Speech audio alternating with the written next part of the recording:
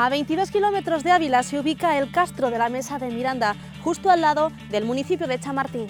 Aquí vivieron los betones y uno de los sistemas de defensa que utilizaron fueron las murallas. Presten atención porque comenzamos nuestro paseo por el Castro de la Mesa de Miranda.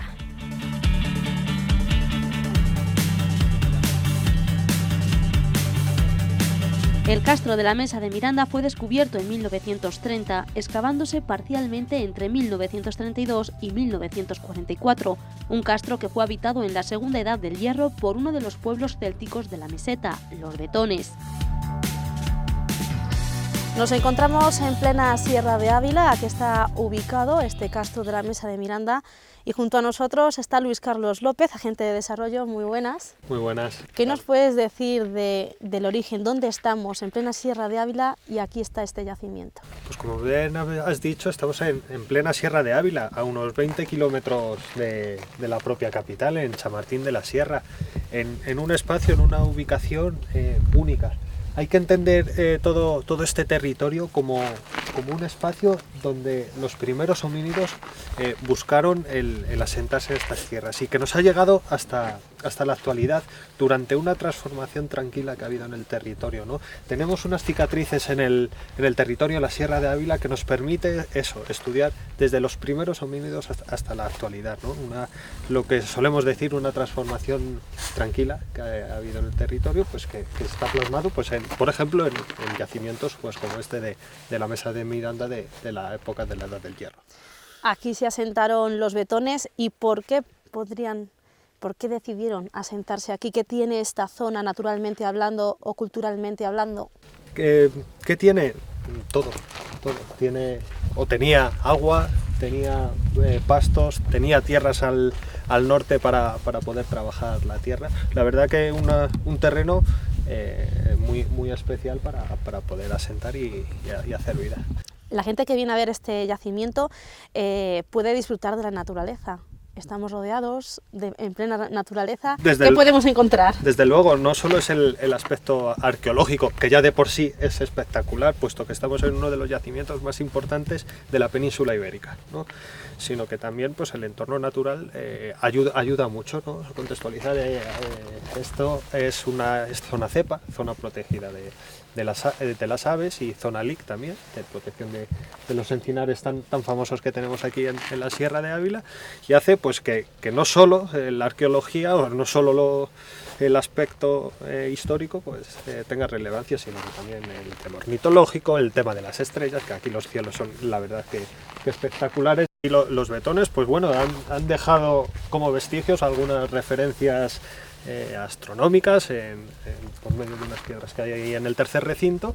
Y bueno, en el aspecto de las aves, mira, cuando veníamos por acá hemos estado viendo un milano real, por aquí ves mucho buitre que bajan al matapeces pues, a buscar sus presas y demás. O sea que cualquier época del año esta zona, toda la Sierra de Ávila, desde Martierrero, desde que sales desde los propios Cuarteros Postes hasta casi Cabezas del Villar o incluso la provincia de Salamanca, es estar viendo cosas continuamente.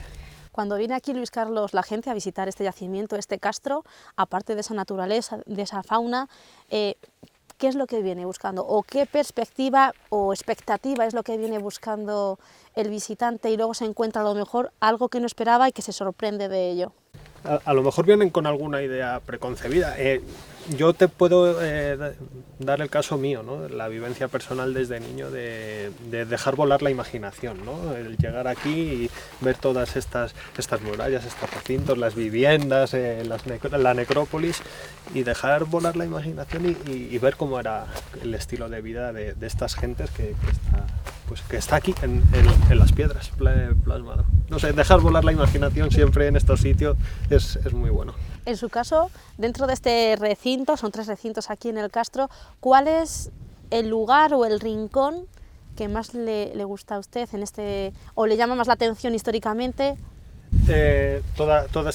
Estos lienzos de la muralla y el campo de piedras hincadas, ¿no? Siempre me imagino un ataque de caballería romana, cómo se quieren meter por el campo de las piedras hincadas, y está hecho de tal manera que la infantería y la tropa llegan aquí, hacen un embudo para poder defender mejor pues el recinto, la ciudad o las viviendas en este caso, ¿no? Luis Carlos, pues si le parece vamos a seguir caminando por este castro. Adelante. Y vamos a seguir adentrándonos en él.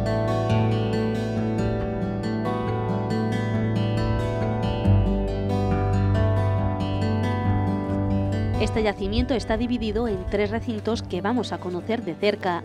Estamos en la entrada del primer recinto, es el espacio donde los primeros habitantes del castro de la Edad del Hierro decidieron hacer sus viviendas, ¿no? Sus viviendas y sus defensas. Hay que tener en cuenta que se trata de un cerro amesetado, ¿no? Que en su sector norte, este y oeste el terreno ayudaba a la defensa. Hay un espigón fluvial formado por el río Hondo y Matapeces, ¿no? Bueno, pues que facilita, ¿no? y forma un relieve acentuado óptimo como sistema defensivo. Luego en su vertiente sur, que es en la que estamos ahora, en este lienzo sur, es donde hicieron el esfuerzo constructivo mayor a nivel defensivo, ¿no? Donde están los grandes bastiones en las puertas, donde dispusieron el campo de piedras hincadas para proteger el recinto. La primera ocupación es del siglo V a.C. Nosotros pensamos, desde nuestro grupo de trabajo, que fueron las gentes que vivían en Castillejos, la gente que vivía en Castillejos, decidió venir a un espacio bastante más amable, ¿no? Castillejos está mucho más alto, los Castillejos de Sancho Reja, y aquí escogieron un espacio óptimo por la cercanía primero a los pastos, ¿no? Del Valle del Duero, de la Moraña que tenemos aquí.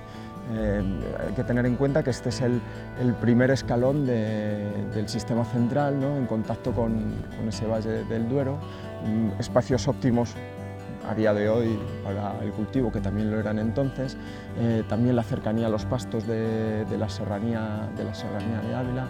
Bueno, pues decidieron bajar a este espacio mucho más amable, con accesos más rápido a los recursos, y lo sabemos porque las últimas cerámicas, ¿no? Que se encuentran en los Castillejos coincide con las cerámicas más antiguas que encontramos aquí en las excavaciones que hicimos entre 2004 y 2007. Unas excavaciones en las que también se encontraron construcciones importantes. Excavamos una vivienda espectacular que rondaba los 300 metros cuadrados, ¿no? Una vivienda de unas dimensiones extraordinarias. Además pudimos comprobar, ¿no? El momento de abandono del castro ya por el siglo II a.C., ¿no? Porque dejaron los objetos tal cual. Este yacimiento se abandona y no se vuelve a ocupar, ¿no? Entonces, para un arqueólogo, ¿no? Es muy emocionante cómo el tiempo ha quedado congelado en la materialidad, ¿no? En los objetos que nos dejaron. ¿Y de qué modo vivían los betones?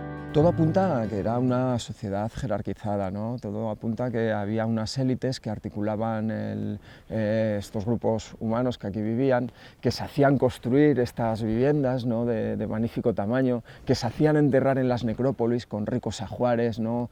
Espadas de antenas atrofiadas que hemos encontrado, incluso alguna falcata de origen ibérico, fíbulas, elementos de joyería, de adorno personal, ¿no? que están, ¿no? marcando o remarcando esas diferencias que podrían existir dentro del grupo. En el caso de esta casa que excavamos, está construida además en un espacio muy particular, es el punto más alto del yacimiento, se hace un dominio ¿no? También efectivo del paisaje, del territorio, ¿no? Esta casa debía ser visible por las dimensiones en todo el castro, ¿no? El poder ejerce poder también en el territorio a nivel simbólico, a nivel no solo físico sino también simbólico. Y una de las preguntas clave, ¿cuántas personas vivieron en este castro? Una pregunta muy difícil de contestar, primero porque realmente tenemos excavado muy poco. Es verdad que en los años 30 se excavó la necrópolis de incineración con más de 2.300 enterramientos, pero lo que es el hábitat tan solo ha habido bueno, una campaña bien conocida, que son las que se hicieron en 2004 y 2007, dirigidas por Javier González Tablas, en las cuales se excavó una vivienda. de las 30 hectáreas se excavó 300 metros cuadrados, ¿no? Entonces, para conocer la verdadera dimensión del hábitat tendríamos que excavar más, ¿no? Es una gran pregunta. En momentos de peligro es verdad que vendrían las gentes del valle, se refugiarían aquí en el Ópida, ¿no? Al estar amurallado.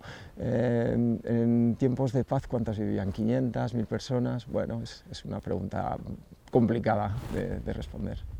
El flanco sur del primer recinto era el más expuesto a los enemigos al no contar con abruptas defensas naturales. Por ello, fue dotado del mayor número de elementos defensivos. En este caso estamos en los bastiones, ¿no?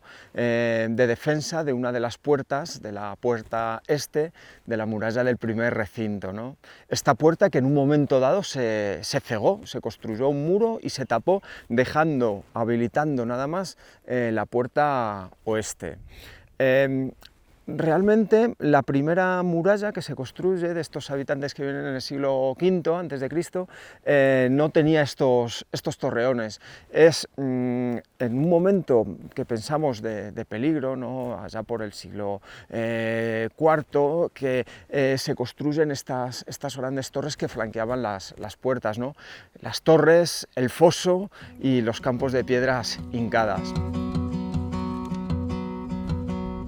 Porque precisamente esas piedras hincadas servían y mucho como sistema defensivo. Estos elementos que lo que hacían era dificultar el ataque directo a la muralla del castro, ¿no? Es interesante, ¿no?, como en estos campos de piedras hincadas dejaban un pasillo por donde los atacantes tenían un fácil acceso, pero lo que hacía era llevarlos a una ratonera, ¿no?, que eran los embudos que formaban los grandes bastiones de la muralla. Realmente hay que pensar que son lienzos de la muralla muy grandes, ¿no?, y muy difíciles de defender, ¿no? Entonces, si tenemos en cuenta que son más de 1 kilómetro de muralla a defender, ¿no? No es tanta la gente que tienes disponible, lo que hay que hacer es concentrar la defensa en unos puntos, que en este caso serían las puertas, y dificultar con este tipo de elementos los ataques directos. Hay que pensar que para un infante o para un atacante que viniera por este campo de piedras hincadas lo podrías mantener a raya desde la muralla, pues o bien con ondas o bien con proyectiles, con arcos y flechas, etcétera, bueno, pues para mantenerles a raya. Yo recuerdo que antaño siempre se decían que estos campos de piedras hincadas eran para impedir el ataque de la caballería, pero bueno, nadie manda una caballería contra una muralla, ¿no? Más bien sería, sí, para la caballería también, pero sobre todo para la infantería. Ahora pasamos al segundo recinto, que junto al primero son los dos más antiguos del castro de la Mesa de Miranda.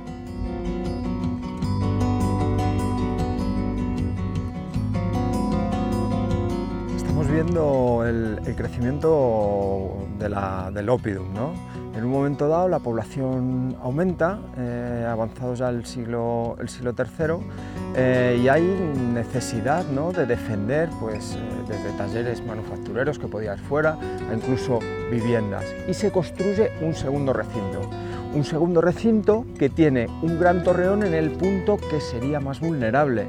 Se hace un esfuerzo constructivo más que notable. Si os dais cuenta, el aparejo ha aumentado, ¿no? Es de un mayor tamaño que el que veíamos en el primer recinto. No utilizaban mortero, ¿vale?, para hacer la trabazón de los sillares, pero sí que vemos una tendencia a la regularización de estas piedras, ¿no?, que utilizan para la construcción de la muralla. ¿Y cuál era la utilización del torreón?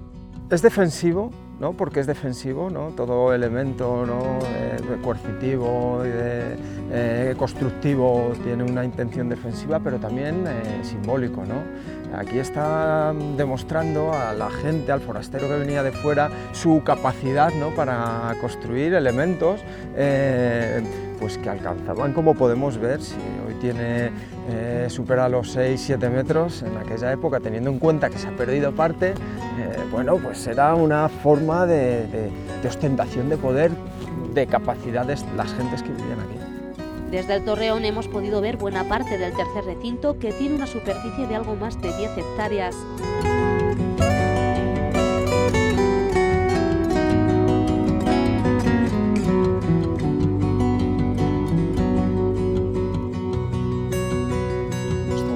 en la muralla del tercer recinto. Vemos una evolución del poblado, pero también de la forma de construir, ¿no? Ahora, en este caso, encontramos unas lajas de piedra de grandes dimensiones, algunas supera incluso el 1,90 m, que nos habla de un proceso, ¿no?, también a nivel simbólico de monumentalización del espacio. Este tercer recinto no se llega a concluir. De hecho, en su sector noreste está incompleto, incluso ves sillares que iban a ser colocados y nunca los llegaron a la obra. Además, nos ha generado interrogantes también, porque pasa por encima de la necrópolis, ¿no?, por una de las zonas de enterramiento, ¿no?, usurpando lo que en principio es un espacio sagrado. Entonces, la arquitectura siempre está cargada de intenciones, y aquí hay una intención de monumentalización y hay una intención probable de usurpación de un espacio sagrado. La arquitectura, al igual que la cultura material con la que trabajamos los arqueólogos, nos están hablando de procesos de cambio. Hay que tener en cuenta que esta muralla de este tercer recinto es sincrónica, es del mismo tiempo que esa gran casa de 300 metros cuadrados que encontramos en el primer recinto. Esa gran casa que tiene una intencionalidad, una ocupación del espacio en un punto muy determinado, ¿no?, una manifestación de poder que también la estamos viendo en este caso en la monumentalización del espacio. Bueno, la arqueología, la arquitectura, la cultura material nos está hablando, ¿no?, de unos procesos de cambio que están ocurriendo al final de la protohistoria, ya a finales del siglo II, en el momento en el que Roma irrumpe en este territorio y obliga a los pobladores de este sitio a abandonar y a bajar a los valles. Vamos cerrando nuestro recorrido en otro punto del castro que tiene gran importancia.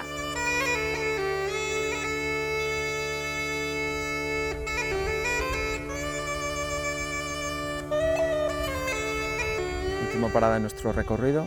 Estamos en la necrópolis de la Osera, una necrópolis que pertenecía al castro de la Mesa de Miranda. Estamos en una de las necrópolis de hierro céltico más interesantes de la península ibérica, incluso del hierro céltico europeo, ¿no? Aquí los pioneros, los descubridores del castro, excavaron más de 2.300 enterramientos de incineración. Esta gente cogía a sus difuntos, los ponían en una pira, se incendiaban y los despojos los recogían y los metían en una urna. Si había sido un personaje relevante, le enterraban, bueno, pues con ajuar. Son espectaculares las panoplias de guerrero que a día de hoy están en el Museo Arqueológico Nacional, incluso expuestas, ¿no? Esas espadas de antenas, esa falcata ibérica de la que ya os hemos hablado, fíbulas, etc. También había tumbas más pobres en las que simplemente está la urna con los restos del difunto o una simple fíbula, es decir, lo menos es esos ricos ajuares, ¿no?, de guerrero con arreos de caballo y demás. Como elemento de interés también en esta necrópolis tenemos las estelas. En un principio se pensaba, ¿no?, que estaban marcando diferentes zonas de la necrópolis, pero bueno, ha habido unos estudios, por ejemplo los de Manuel Pérez, que han demostrado que eran unos marcadores astronómicos y astrológicos, ¿no?, de las gentes que vivían aquí en la Mesa de Miranda. Estaban marcando fechas importantes en el calendario y su relación con las estrellas, tanto el Sol, la Luna, como diferentes los astros, las estrellas más brillantes del firmamento. Una vez que hemos conocido de cerca el castro de la Mesa de Miranda, qué mejor que ahondar en quiénes fueron los pioneros de este yacimiento. El descubridor fue Antonio Molinero, que le dio noticia a Juan Cabré allá a final de los años 20, ¿no?, en el 29, el 30, y empezaron las campañas de excavación en el año 30. Juan Cabré como director, Encarnación Cabré y Antonio Molinero como auxiliares. Después fue Antonio Molinero junto con Cabré y Encarnación ya codireccionando, y las últimas campañas de estos pioneros ya en el año 43 la desarrolló en solitario Antonio Molinero. Gracias al trabajo que realizaron todos ellos, el legado de este yacimiento y de otros repartidos por la provincia de Ávila hace que se haya puesto en marcha el proyecto Terra Levis. En este año 2019 hemos conveniado con la Diputación Provincial de Ávila un museo abierto, ¿no? El MASAF, un museo abierto de las sierras de Ávila y Vallamblés, en el que vamos a trabajar para poner en valor todos los paisajes culturales que tenemos en esta zona, que son impresionantes, ¿no? Generando nuevas narrativas, poniendo en valor otros recursos y otros yacimientos que no se conocen tanto, hacer didácticas con los niños, con los mayores, trabajar las tradiciones, las historias de vida de los municipios, folclore, gastronomía, o sea, todo, ¿no? Custodiar de algún modo el territorio que tenemos, poniéndolo en valor y dándolo a conocer a todas las personas. Todo un proyecto encaminado, como dice, a dar impulso a ese museo abierto al aire libre del Vallamblés y la Sierra de Ávila. En primer lugar, tenemos que hacer un estudio histórico de todos los yacimientos y de todo el territorio en el que vamos a trabajar, ¿no?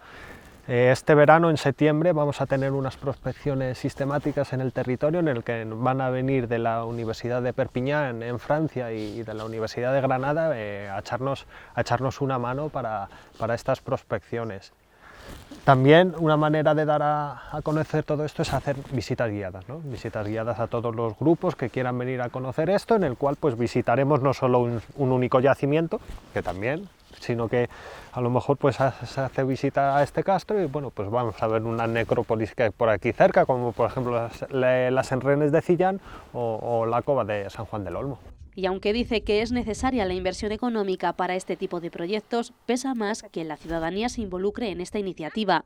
Sí que se necesita una inversión, pero sobre todo este proyecto nació en el 2017, como he dicho antes, y la inversión real es la humana, ¿no? El trabajo que hacemos con la gente.